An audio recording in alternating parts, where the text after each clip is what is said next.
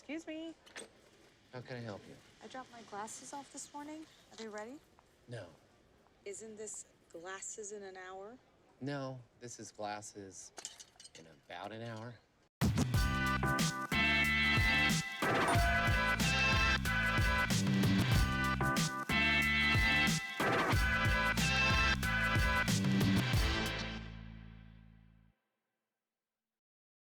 How's it going, guys? Welcome to a new episode of Flopbuster. This week, it's all about Employee of the Month. Absolutely. Dane Cook's I consider one of his finest movies from his era.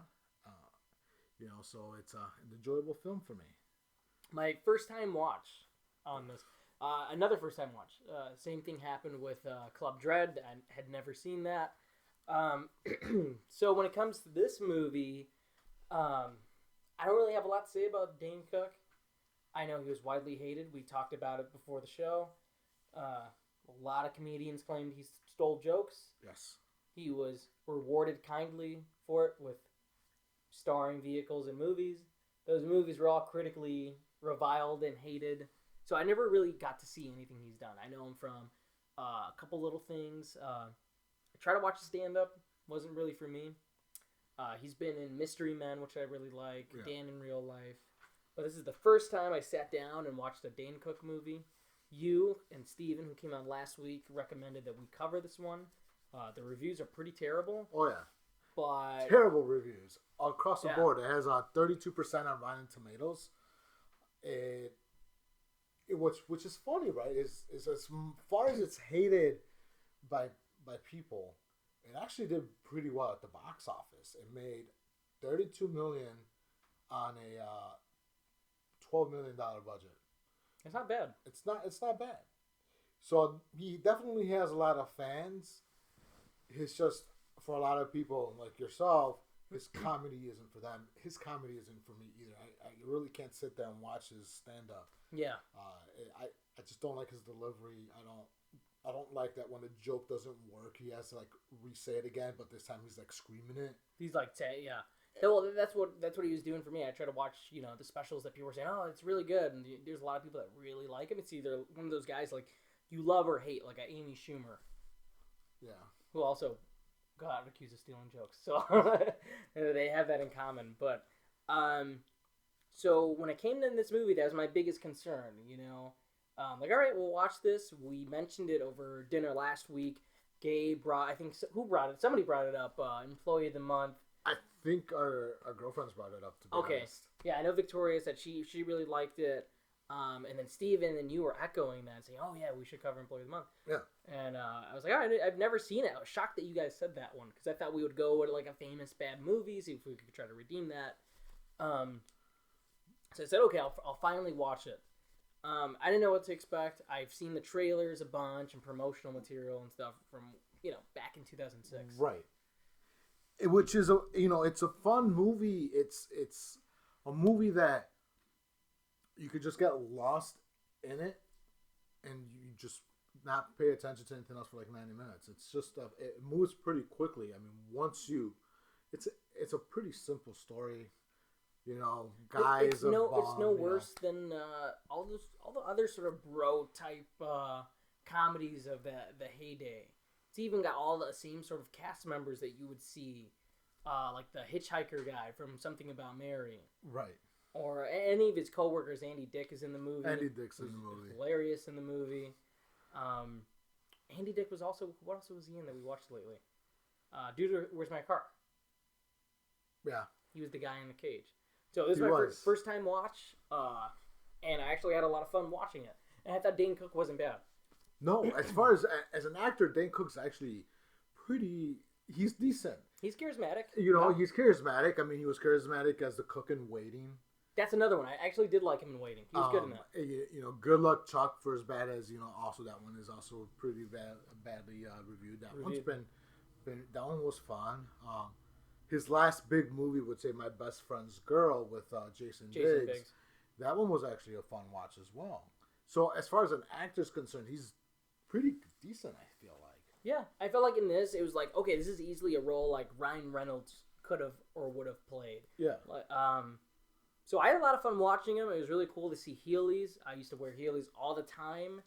I'm going to bring him back. This summer, I'm going to wear Heelys all summer long. You wouldn't. I'll do it. You could buy them online. I think they're like $45 or something. I think I'm going to have to get some Heelys. I never had them.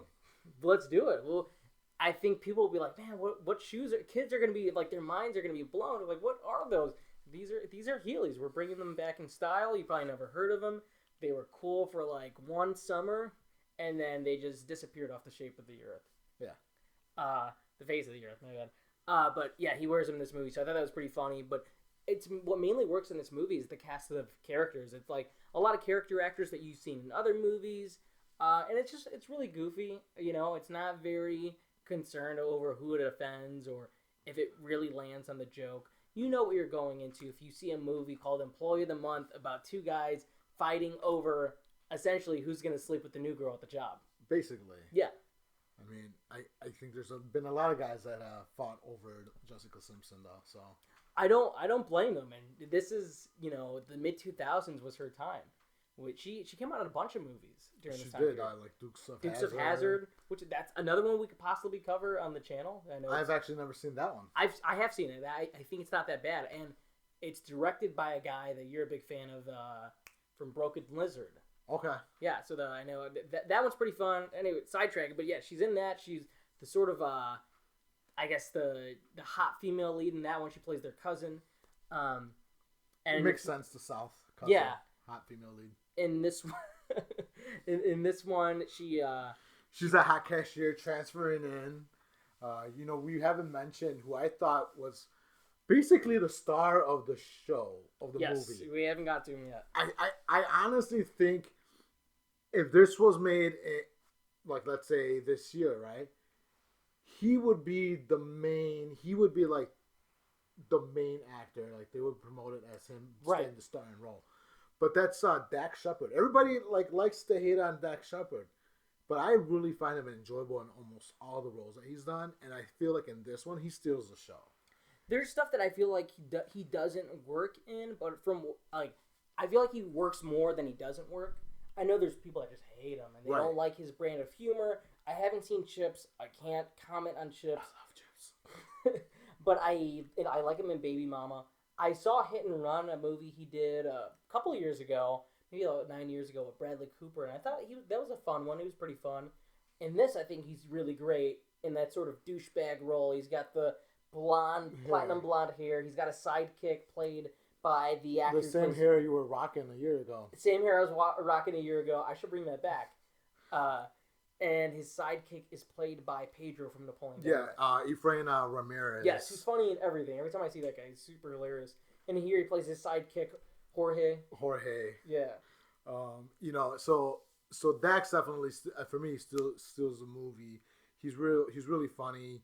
He has the best one-liners. You know, like it's a '91 Honda. Who'd do this to a '91 Honda? Yeah, he's like obsessed with his car throughout the movie. But right. The whole thing, the promotion includes a somewhat new car. Was it a Malibu? Yeah, and it's a typical movie of that time period. Like, you've heard the story, but it really works here because the two leads, you have them going up against each other. Yeah, they're fighting for Employee of the Month, but they're also fighting for the heart of Jessica Simpson. But yeah, he's super funny in it. He's the villain role. He's this douchebag. He sleeps with everybody. He's won the record for fastest scanning in the West or whatever. in the Southwest. Yeah. Who else do we got in here? I'm trying to think. A lot of character actors. I'm blanking on names, but mainly you come here to see Dane Cook and Dak Shepard, and they're really good together in the sort of butting heads type thing. Now, based on this movie, right? Would you ever take a girl on the first date to a Costco, food court? Based on this movie, yes, I would, because that was actually a really cool twist because I wasn't really expecting that. But I guess it made sense because his character in this movie doesn't have his own license. He rides one of those little mini bikes, which I remember every kid in my neighborhood had those. Did you miss out? This kid offered me. He's like, "Hey, I'll let you ride it if you let me borrow your bike." And if a kid ever says, "Let me borrow your bike," he's probably not gonna get that bike back. So I said, "Well, what am I gonna get?" What was he, Debo? His little yeah, this kid. He That's borrowed- my bike now, bitch. Yeah. Yeah, he'd be like, I'm just going around the block. Nope. I barely know you. I'm going to be stuck with this little thing that I'll probably outgrow in like 2 years. So he rides a mini bike in this. And so, yeah, they have the whole dating scene inside of this Costco, which I didn't even know was a Costco. Because I'd never seen the movie, but it's clearly, when you're watching the movie, it's Costco. It's Costco. You've seen all the background. They call it something else, but you see in the background all the stuff. If you go to Costco regularly, you'll notice everything is Costco. Yeah, I had like one of the shots as they were going into that clubhouse up in the where I actually see Kirkland.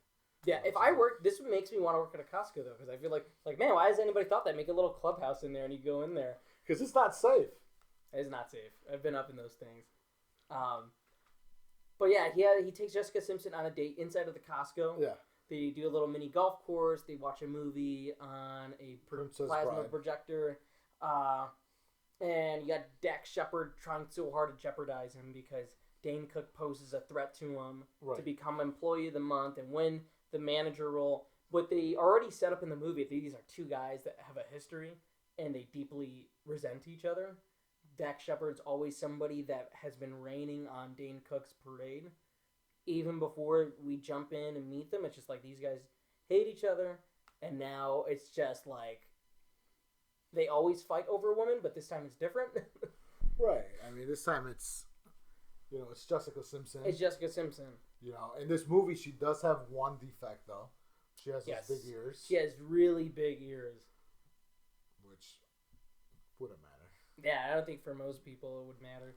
But, no, I think this is a fun one. And I think, we talk about the tomato meter. You said 32. I could have swore I saw 20. But either way, 20 to 30, I don't know if I'd categorize them. That's why it's so hard to, when you look at tomato meter, it's just like a bunch of people, what they rated this. Right. I could see at this time period. I think it's more hate on as far as as Dane as That's what I was gonna say. Person, as a comedian. Because as a person, he's not even a bad guy. He had a bad streak of luck personally, which I read. It was I think after his last movie, which I think we talked about, My Best Friend's Girl. His mother died, and then a year later his father died. And then 6 months later, he finds out that his wife his brother and his brother's wife were embezzling millions of dollars off of him. Holy shit. So, like I said, I mean, besides the jokes to him, he's probably a really nice guy. Seems like he's had a rough time. He had a rough time of it for a couple of years there, and I guess that sort of took him out of Hollywood's eye. And I know he's done some things based on his IMDb page, but nothing noteworthy. Nothing really noteworthy. A couple side roles. I'm trying to think of other things he's done that I remember him from. But I haven't seen any of the other starring roles of him. This is the first one I watched, and from what I can see, man, I thought he was charismatic in the lead role. I thought he was charming. Sure, he could have had better written material, but it's one of these goofy comedies from this time. When I think of movies like this, I think of The Goods, Live Hard, Sell Hard. Right. Movies like this that are just they don't even care about good characters. They just care about making you laugh, and it's really stupid jokes. You got to be in the mood to watch it. It does. I mean, like you said earlier, it's basically when old school hits and those comedies, right? I mean, you had the A-list Rat Pack, right? Right. And then you had the B-list, which was The Goods, with Jeremy Piven and all those actors. Right. And then you got these guys. This would be the C-list. The C-list. I would even put role models with Sean William Scott. That's more A-list tier too. Him and Paul Rudd. Right. But yeah, B-list you got Jeremy Piven, and then C-list then you got these guys. And, And I know this movie. It was when it came out, people were talking about how funny it was, but I know the reviews were bad. I do remember seeing a lot of promotional material for it. Never saw it. So I was surprised when you guys mentioned it, and I was pleasantly surprised watching it. And sometimes you want to be in a mood. It's really cool to look back at comedies because comedy was so different. Right. So it can be so lighthearted. You can just turn it on, and it's mindless. The jokes are really stupid, but that's what you want to watch. Yeah, I mean, when you go back and watch a comedy from 5 years ago, 10, 20 years ago. They're time capsules. They are. Because at that point in time, you can make fun of, let's say, for example, in this movie, right, when they're trying to change the clocks back, the grandma comes out, and Jorge comes out with a knife. Vince goes, "What are you, Puerto Rican?" Yeah. It's like, you're supposed to be Mexican, carrying around a knife, trying to kill people. So you can make fun of Mexicans, Puerto Ricans. There's certain jokes that they certain could jokes make that you can make. Yeah, and I think at that point in time, just like those jokes work, and in the context of the movie, they work too. Right. And it's sort of the camaraderie that those two characters have. It's just like, this is his sidekick. He doesn't let him. He only lets him listen to music in his car. He never gives him a ride. And so that's the whole running joke. But yeah, I enjoyed it. I think it fits in again with those. Every comedy from 2003 to 2008 was like this. So if you're gonna hate on one, you kind of have to hate on the other. Like, sure, there's, again, we mentioned the top tier. That's the frat pack. That's Owen Wilson and Vince Vaughn. They were like the kings. Right. Yes, everything Ben Stiller. touch. Yeah, Ben Stiller. They're touching comedy gold. But I mean, honestly, if you change, my issue is this: like, okay, we praise them, and I love those guys. I love Wedding Crashers. If we change Dax Shepard and Dane Cook, and this goes back to what you said, if we change them, and we put in, let's see, who do we put in lead roles? Literally, let's put Vince Vaughn and Owen Wilson.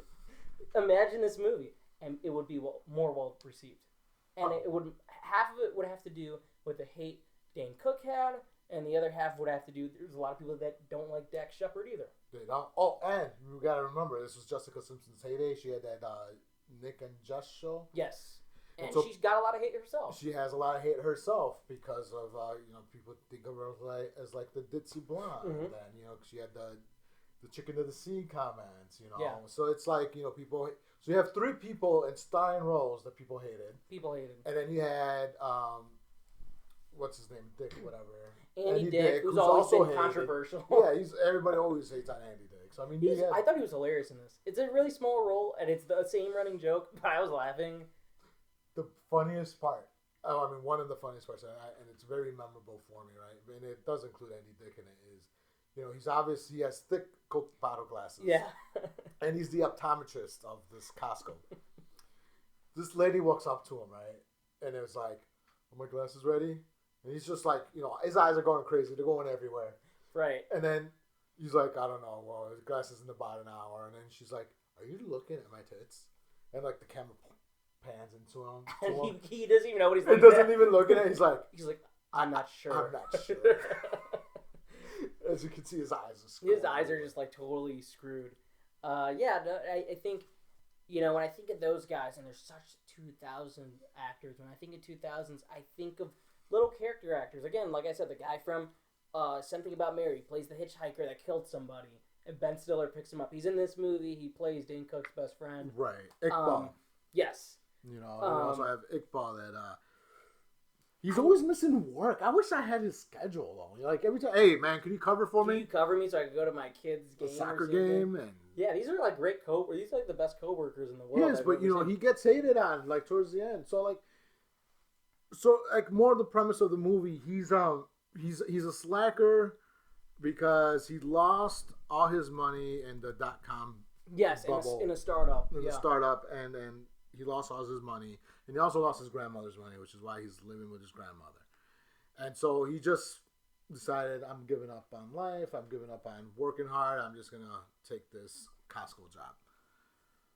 So the only thing that really gets him going is his rivalry with Vince. Yep. And this newly formed love he has. Formed love. So then he decides, "I'm going to be Employee of the Month." And they do a bait and switch with Jessica Simpson too, where they start off and they're like, "All right, she's this ditzy girl." They don't really give her much dialogue, and they say that she only has sex with Employees of the Month. Right. And then throughout the movie, they develop her a bit more. She's still a little underdeveloped, but they give her more reason to exist in the movie. And they say, well, like, she's not actually screwing the Employees of the Month. Her ex-boyfriend just happened to be Employee of the Month, and he was also a total douchebag, which is why she had to transfer to a new location. So it gives this moment of reflection and sort of calls out why they were butting heads to begin with, because the whole point is just like, oh, we want to have sex with this girl. She's gonna have sex with Employee of the Month, and they're fighting over it when it was like wrong in the first place. Yeah, I also want to mention, in your lifetime, you've gone grocery shopping, right? I'm assuming. Have you ever seen anybody get excited about how fast your items are checked? No. Okay. And then, have you ever seen women fawn over the cashier? Dax Shepard's character commits a lot of acts of sexual assault in this movie that would not fly in any reality. Right? I mean, it's funny for the movie. It's funny for the movie. There's a point where he fucking knocks out that kid with the ball. Yes. And then he's carrying the kid to his mom, and then he just squeezes her like, ass. oh, she's like, oh, thank you for saving my son, and he just grabs copping a feel real quick. Yeah. Yeah, and it's just like she's so nonchalant, just like and runs off. It's like, wow, they didn't even like what the fuck. But I would say one of the girls mentioned it off screen right now that Aldi, I don't get excited, but whenever I see them, just like they move so quickly. They don't even care. They have no regard for anything that you just bought. Eggs, boom. Like they just take everything and they slide it. Bread, boom. Bread, go. That's it. And then they want you to do your card while they're still sliding things down. They kind of like the people in this movie, but just more angry. Right. And then there's also the gay jokes with the little person and his brother. Yes, the little person. And Gary. Yeah, the manager is like closeted, and it's like from years of torture from his little brother, or his older brother, who is actually a little person. Yeah. And you know he's closeted because he was in his office playing with little dolls, and he was like, "You want me to kiss you? You want me to kiss you? It's my first time. It's my first time. I've never kissed another man before."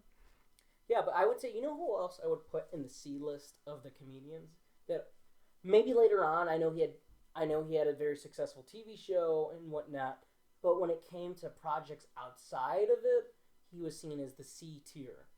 But Jackass. Johnny Knoxville? Johnny Knoxville. Because for some reason in my head, I got this movie confused with The Ringer, which I've also never seen. The Ringer. Yes. So when I think of like the C-list actors, not C-list, but you know the comedian movies where again we talk about the tiers. There's the B tier, and I feel like Will Ferrell was in the B tier before the A tier. Right. But the A tier was those two, the three guys. Jack Black was probably B tier until then it became A tier. Yeah, they. I feel like the C guys always stayed as the C guys. Yeah, I mean the A guys would usually handpick their B guys. Yeah, they would be like Ben Stiller would be like, all right, I want Jack Black in Tropic Thunder. Right, and then they would elevate them. Will Ferrell, old school, and now he's A tier. You know, right. He's Talladega Nights and Anchorman, and he's god level. But the C guys who we talk about, they always stay the same. I mean, it's just like in school. Yeah. You know, the A people help out the B people. I guess it reflects the characters they play. Because they're always playing slackers or whatnot. In this movie, Dane Cook's a slacker. And he sort of stays in that area. Ryan Reynolds, I would argue, was in the C tier for the longest time. As much as I love Just Friends. I wish we could talk about it in this show, but it's got like a 44%. Right. Waiting. I love Waiting too. But see, I would argue he's in this, at this moment in time, in 2005, 2006, he's in the same tier as Dane Cook and Dax Shepard. He is, because he was making those romantic comedies for, I don't know what romantic comedies they were. Like, who was their target audience? Yeah. But he was doing those weird romantic comedies. I mean, even Waiting for all this weird waitstaff stuff, it does have a romance in it. It does have a romance to it. I would even, but I would argue that, I don't know, I feel like he was definitely a part of the C tier, but somehow he got, I wouldn't even consider him in the just comedian level areas anymore. No. Yeah, Deadpool is like more of it's a superhero movie, so it's got all elements of everything. But yeah, at that moment in time, he was definitely C level. He did The Proposal, definitely maybe, but I'm thinking mainly just Friends, Waiting. Well, what Ryan Reynolds had going for him, I mean, I think it was more, at that point in time in his career, he was a body. I mean, you look at him, he did the Amityville, he had his shirt off. His in shirt that. off. The Proposal, he was always shirtless. He was always shirtless in that. You know. He was always sort of the sort of cocky love interest. Right. No matter what movie he was doing. Is it maybe Someday Maybe? Definitely Maybe. Definitely I Maybe. really like that movie. That's actually really good. That's probably the best of them. Right. I always could get that Go watch confused with that British one. I know what you're talking about. Saying it? No, that's not saying it. No, but... is it well, Hugh Grant, right? Right. Yeah, I'm blanking. Anyways, the employee of the month, like you said, it's just a slacker finally doing good. You know, he's not procrastinating anymore. He realizes that he should be more prideful. It hits the same beats as all these movies, and that's my argument. Is like if it hits the same beats, and I guess the argument could have been made. That's what the argument Leo was making when we talked about Freddy Got Fingered. The argument I was making for Freddy Got Fingered. You were making it has heart. It's soul. It's got heart, but all these movies do. It's just like these characters. It's just how we get to that heart. It's about how we get to the heart. Obviously, with Freddy Got Fingered, they fucking fingered the shit out of that heart. Like, it was terrible. You have to go through a lot of screaming and a lot of emotional trauma for yourself as the viewer. Your eyes go through so much trauma watching that movie. Yeah, and then eventually you get the heart of what the movie is. But I feel like with this one, like, you know, it plays it safe. I feel like the guys are both really funny. Yeah. I really don't have anything else to say. Like, I think it's definitely worthy of redemption on Flopbuster. Oh, for sure. I think this movie is a must watch. If you haven't seen it, it's even if you have seen it, maybe revisit it. You know, don't look at it as a Dane Cook comedian. Look at it as a Dane Cook as an actor. As the actor, to like try to like forget all the things you know about. Because he's not the same Dane Cook when he's acting in his movies. Yeah, when he's doing his stand up. No, and I agree. I think, you know, I've seen some of his stand up, wasn't for me, but I've seen him in other things. I thought he was in little side character roles and stuff. He's funny, and here I was like, he's charismatic. I could see why he was picked for the part. You know, and he's good. I thought the movie was solid. Dax Shepard is hilarious. I'm not even two guys I'm not a big fan of, but I'm a fan of one of them. For some reason, this movie, I feel like they both worked, and I feel like they were really good together. The cast was well picked, and it's just a really fun, mindless, screwball sort of comedy from 2006. Right, and if anything, watch it for Jessica Simpson. She's looking healthy. Anything else you want to say to wrap up the show? I'm getting views, side eyes from the side. Yeah, he's getting side eyes. That's why I didn't say nothing. I always play it safe.